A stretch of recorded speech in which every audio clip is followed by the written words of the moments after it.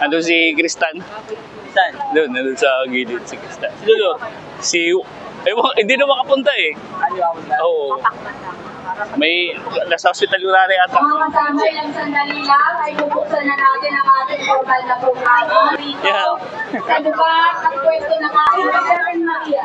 Ayan, tama yan. Nandiyan si Sarah. Dalawang Sarah, oh. Tapos nandito pa si Henry Alcantara. Si Pulong. 51 billion. Nakabalik kayo ulit dun sa Pakilgong? Oo.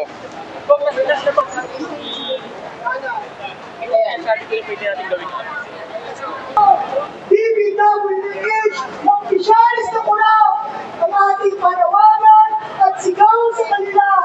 Mga magnanakaw, Pikulong panagutin. mga magnanakaw, sandali.